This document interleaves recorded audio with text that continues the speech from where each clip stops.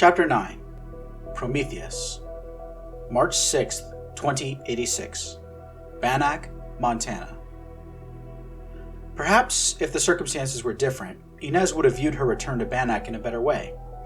She did feel a twinge of nostalgia when she looked out of the APC and spotted the great mountain ranges of western Montana. Above her, the big sky seemed to stretch on forever and ever. Even the air seemed to have a different quality than Michigan, dry and cool. The APC splashed and forded its way across the Beaverhead River, and soon reached Grasshopper Creek beyond.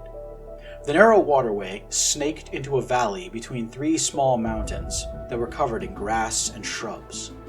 At the bottom of the valley, Inez spotted the familiar smattering of old wood and brick structures that used to be the town of Bannack. She also recognized the landing pad for spacecraft carved into the hillside. Once the APC reached the familiar entrance to Bannack Base, Inez and Cassandra were made to get off the vehicle and march inside. To Inez's surprise, the stairway and elevator had not changed much in her 5-year absence. Keycards were still needed to go anywhere in this place, and armed guards were still everywhere. Inez held onto Cassandra's shoulder for the whole elevator ride, while the UN soldiers spoke into their radios. Inez got the general idea that the soldiers were planning to hand Inez and Cassandra over to their superiors. Keeping her eye on the digital screen, Inez tried to remember the elevator layout in Bannack Base. She knew the underground facility had 8 levels, and Inez spent the first 16 years of her life on levels 1, 2, and 3, which were located near the surface. But they had been on the elevator way too long. The little indicator went past level 3 and came to a halt on level 4. As the sliding glass doors opened once more, a serene computerized voice said, "Level 4, Hospital, Gene Therapy Clinic, and other medical services." A small mob of men and women dressed in medical scrubs were waiting for Inez and Cassandra. The moment the doors opened, both girls were ushered into the hands of the waiting professionals. Questions fell on them like rain. "Are you hurt? Do you feel ill? When was the last time you ate? Did you sleep on the way here?" Inez felt a prick in her arm and looked down just in time to see somebody drawing her blood and taking the sample away. At the same moment, a nurse lowered herself to Cassandra's level and asked her to breathe into a plastic mask, which was attached to a bottle of some unknown gas. "Wait, Cassandra!" Inez said, but it was too late. Cassandra took one breath of whatever was in the bottle and her eyes rolled up. She was unconscious before she fell backwards into the waiting arms of a surgeon. Inez cried out, but a moment later, it was her turn.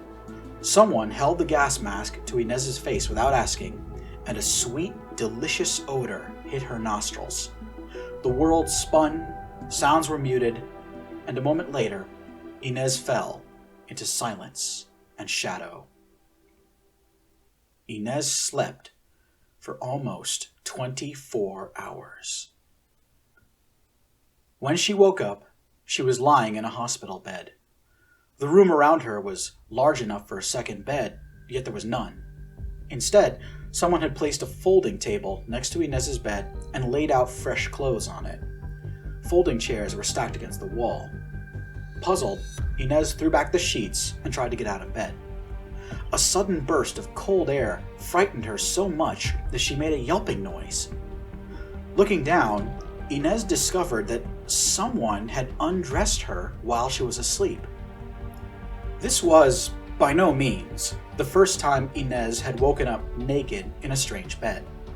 However, it was still an unpleasant and unwelcome experience. Realizing she had no choice, Inez quickly made her way over to the table and pulled on the outfit clearly left for her, a crewneck sweater and long pants. Inez felt very uncomfortable. She did not normally wear conservative outfits like this. She generally preferred clothing with a little more sex appeal, or at the very least a low neckline. However, this was better than nothing. Looking back down at the table, Inez saw something she had missed. Underneath the pile of clothing was a plastic card attached to a clip. On the card were the words, Maria Madalena Espinosa, guest. Inez grumbled angrily. She hated her first name and almost never used it. With reluctance, she took the ID tag and attached it to the front of her sweater. Fully dressed, Inez looked around her surroundings. Of course, she was 4 stories underground, so there were no windows. Aside from that, this place seemed to be a standard recovery room. Inez had spent time in one just like this during her last visit to the gene therapy clinic in Grosse Pointe. Realizing this, she quickly patted down her own body, checking for any signs of recent surgery. As far as she could tell, she was unharmed, aside from the momentary prick to draw blood right at the beginning. Cautiously, Inez approached the intercom panel on the wall. There was only one button next to the speaker. The label said, "Call." Inez pressed the call button and waited until someone's voice issued from the speaker. "Good morning, Miss Espinosa. We're glad to know you're awake. Please stay in your room. Someone will be there to see you shortly." So, she had to wait. Fine. Inez started to pace the room, thinking about everything that had happened so far. This was, without question, the most insane week of her life. Her estranged father had re-entered her life, bringing Cassandra and the news of her mother's death. UN soldiers smashed their way into Opal's house, trying to recapture Emmanuel and Cassandra. Then, Inez took the girl and fled across Michigan, meeting Wolverines and Stormbreakers along the way. And then, Jericho had appeared. Inez paused in her tracks and swooned. The full reality of the past few days started rolling over her. She had met Jericho, the Beast Slayer, the woman who became a god. Inez pinched her arm to make sure she was not dreaming, then searched her memories, desperately wondering if she'd been lucky enough to actually touch Jericho. But of course, that train of thought eventually took Inez back to the crucial moment in that wrecked library, back to the final message from her father. The UN had taken Cassandra. Inez had failed.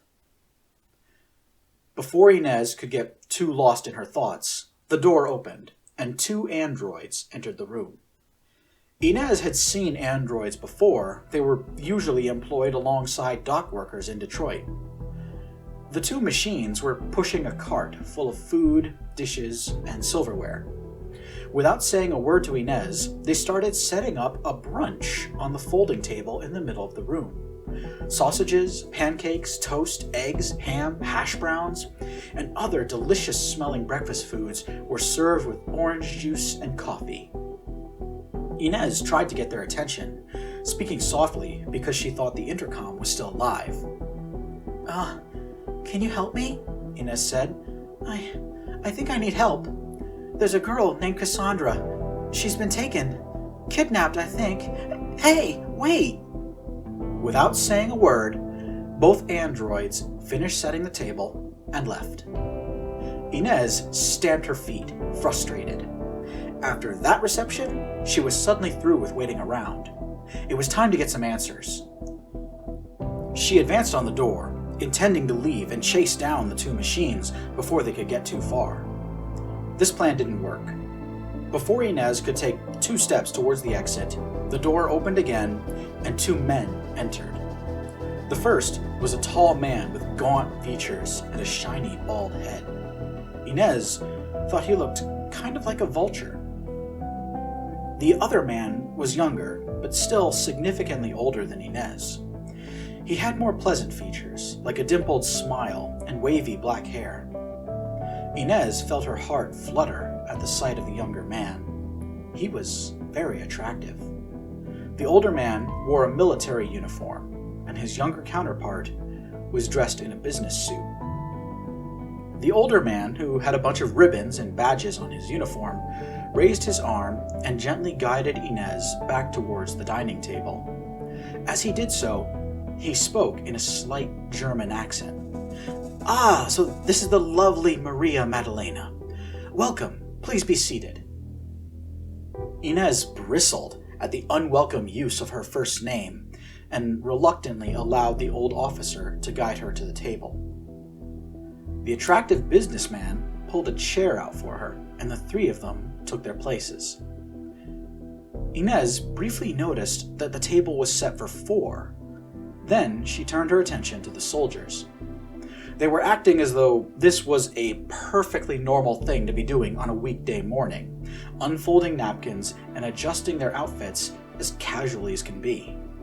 The businessman muttered a short word of greeting to Inez. Losing her nerve, Inez slammed her fists on the table and launched into a tirade. "Where's Cassandra?" she demanded. "What the hell did you do to her? And just who are you people anyway?" Inez was huffing and puffing. The rising sense of anger replenished her strength. Both of the visitors stared at her, remaining poker-faced. The old officer picked up a fork and calmly sampled the hash browns. "Of course, I beg your pardon," he said. "We should have introduced ourselves at the door. The gentleman here is Indy Hutch, CEO of Practical Industries. I am Klaus Eberhard, commander of XCOM, a branch of the UN military." At this, Inez actually stood up from the table, her voice rising. "So you're the ones who ordered those goons to smash up my friend's house and chase Cassandra and me across the Lower Peninsula? You think you can get away with that?" Before either man could reply, the door swung open again. A woman entered the room, and she brought with her a noticeable change in the atmosphere. She was a Caucasian in her middle ages, with straight black hair and blue eyes. She was dressed in a formal business suit, and Inez felt a chill. This woman seemed to exude power. She could make things happen, that was certain. Both men stood up from the table in a sign of respect. Indy Hutch addressed the new arrival. You sure seem to like meeting in the most unorthodox of places, Director Freeman. Shall we get started?"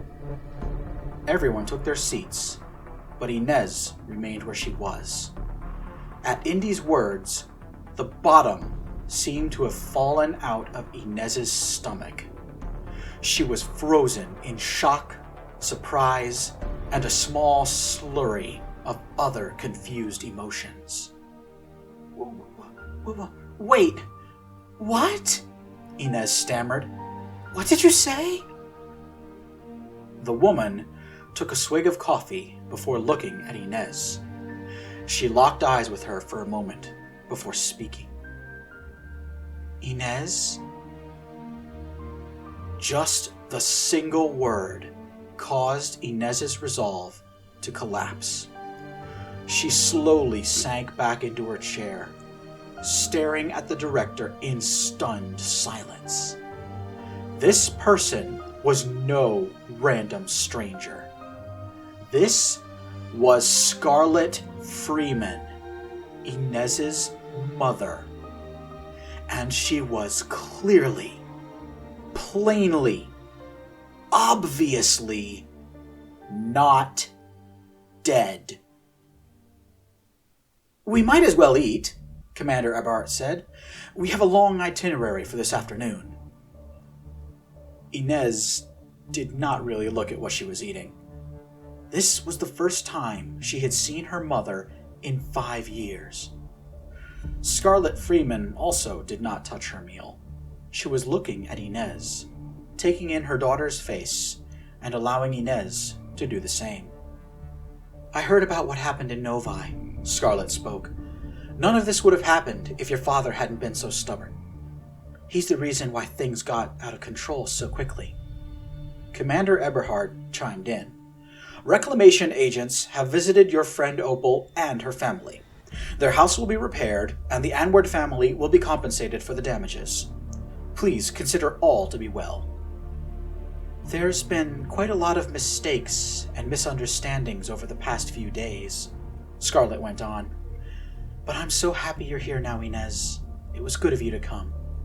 At this, Inez choked on her food and slammed the table again, gasping. Well, it's not like I had a choice. Scarlett shook her head.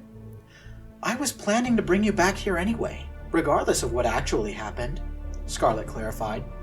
I wanted you to see what I've done, show you my work. Your work? Inez asked. Yes.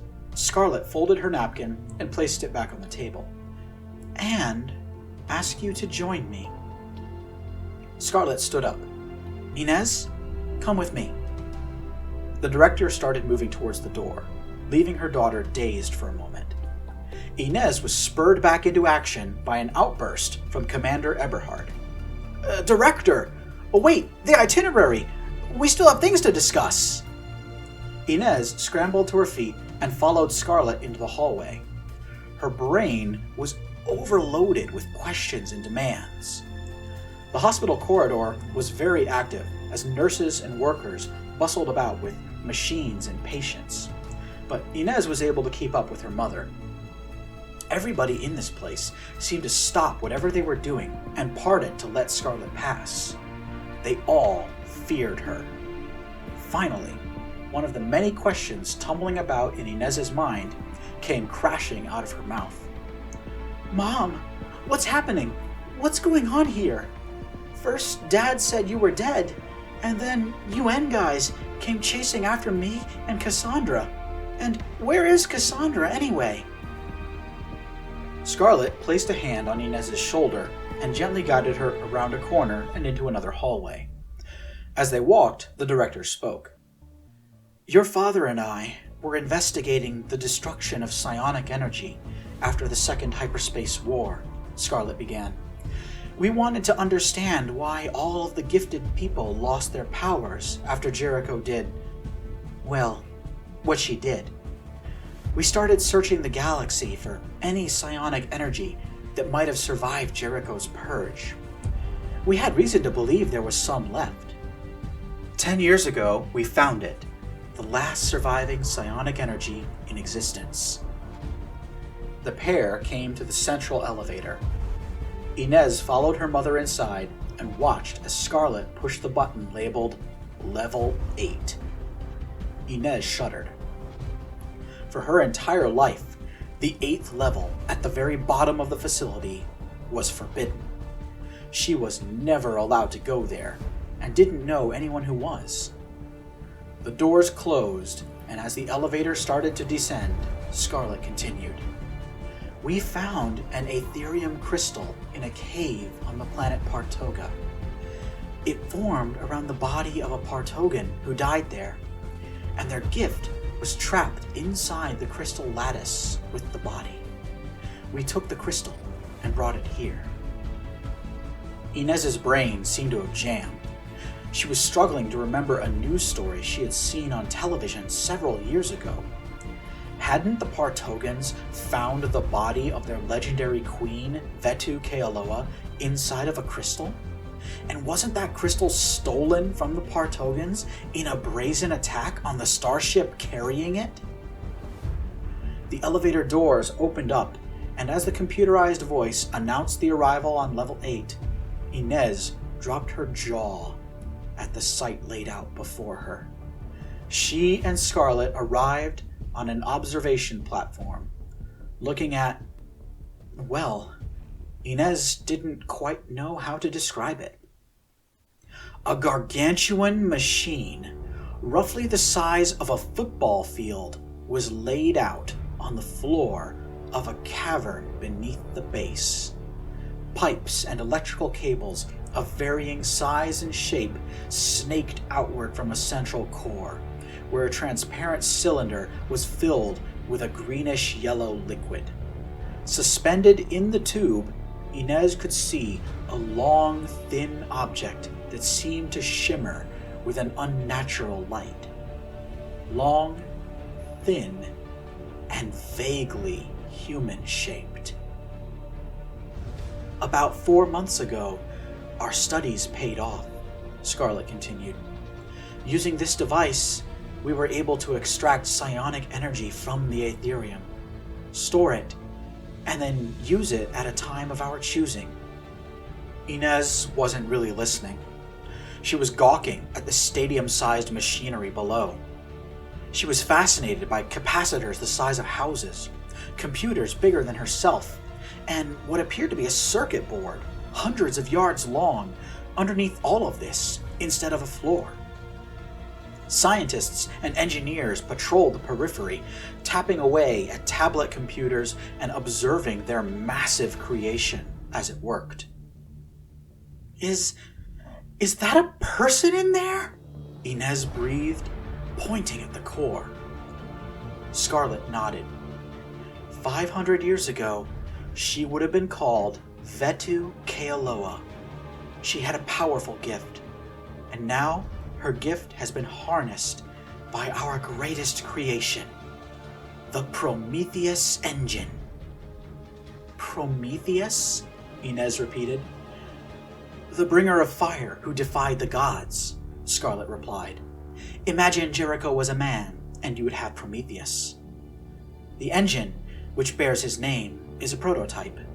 It not only extracts psionic energy from a source, but amplifies it as well.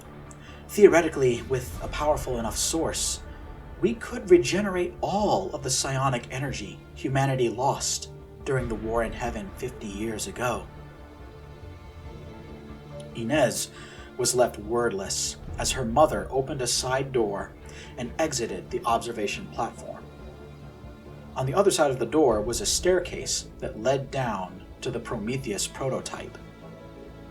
Psionics were the key to our triumph that day, Scarlett said as her daughter followed behind open-mouthed. The second hyperspace war may be far behind us now, but the galaxy remains dark and full of dangers.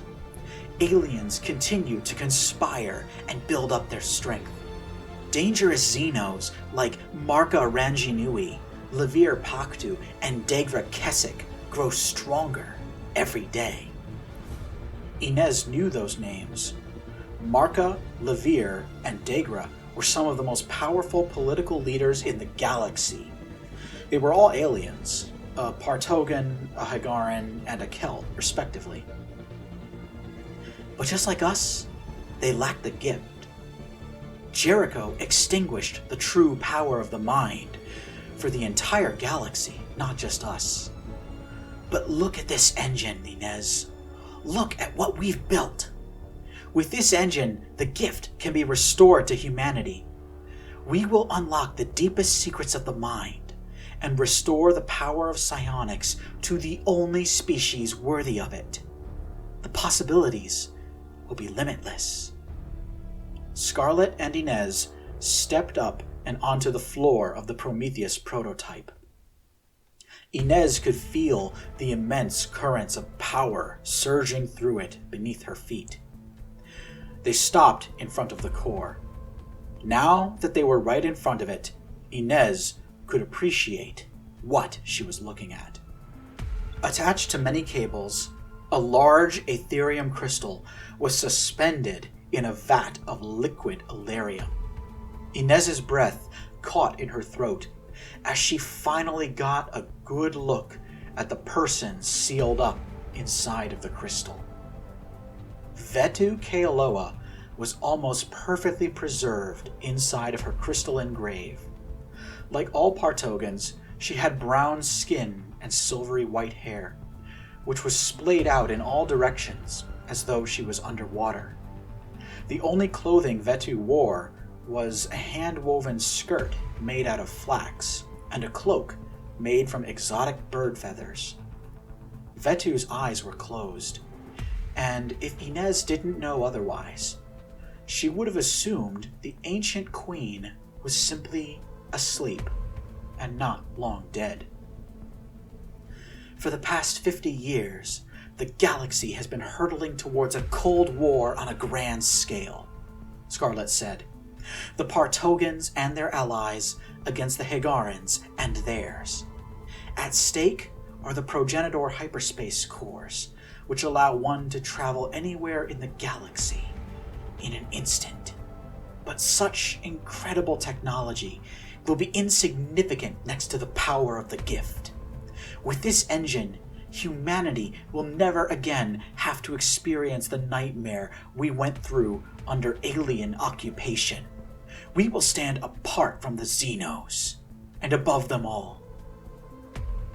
Scarlett put one hand on the Illyrium cylinder and sighed. The project is close to its end now. It's almost complete. If it wasn't for your father, we'd have finished by now. What happened? Inez asked.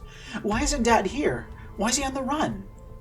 We had a parting of the ways, Scarlett replied. I can't go into it now. You'll understand later. Scarlett looked her daughter in the eye. Since the dawn of history, there have been tales of sorcerers and soothsayers. Magic and clairvoyance have had places in our mythology for just as long. There were stories of men and women who could supposedly invade the minds of others, lift heavy objects with merely a thought, or perform any number of magical feats. But until 1962, they were just that, stories. Then, William Carter happened. And after that, Pandora's box was open. Humans started finding the gift within themselves. Myron Falk, Max Caulfield, Ignatius Petoskey, Daniel Diaz, Dwayne Gardner, Laura Harper, Alex Chen, and they were all before Jericho. Scarlett looked down at her own outfit and fiddled with an XCOM badge pinned to her collar. And that was what attracted the elders to us, Scarlett continued. Advent wanted us for our psionic potential, because they knew what humanity was capable of. Now Earth is in danger again, and if we're going to stand any chance against whatever the galaxy is going to throw at us next, we need to get that capability back. I need you to help me, Inez. You will, won't you? Inez was hanging on her mother's every word, but the appeal roused her. Wait a minute, aren't you the one who sent me away? Inez said.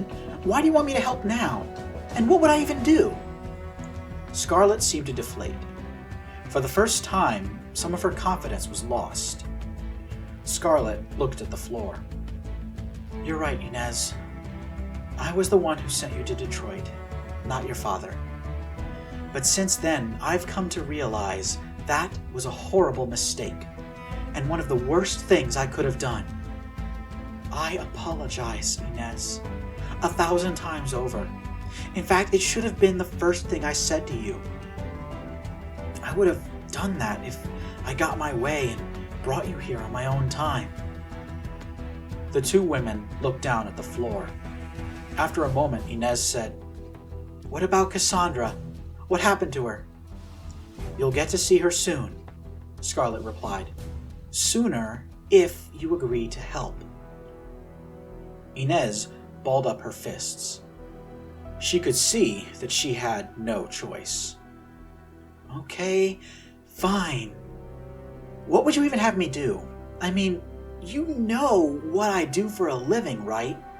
I'm an entertainer, not an engineer. I don't even understand how you got this thing in here, let alone how to work it. Scarlett laughed. No, I don't need any more people to work the machine. And as your mother, I'm fully aware of what you did for money, and I have my own thoughts about that. You see, I was actually hoping to get you into the family business. I want you to join my agency, Inez. I want you to be an ISO operative. Meanwhile, 7 stories above, Indy Hutch was storming out of the base in a huff. XCOM Commander Eberhardt tried to stop him from leaving, but Hutch was in no mood to talk and continued pressing on toward the starship landing area. I have never been treated so shamefully by a UN official, Hutch was saying. Did Freeman even know about our appointment today? I'm sure she did, Commander Eberhardt replied. But you must understand the kind of work she does. Spymasters work on their own schedules. Enough, Hutch said. I'll come back some other time, when the UN actually cares about who they buy their weapons from.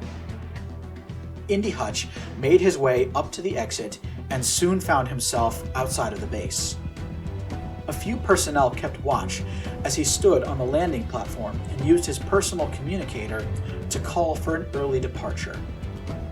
About half an hour later, his personal star yacht glided to a landing.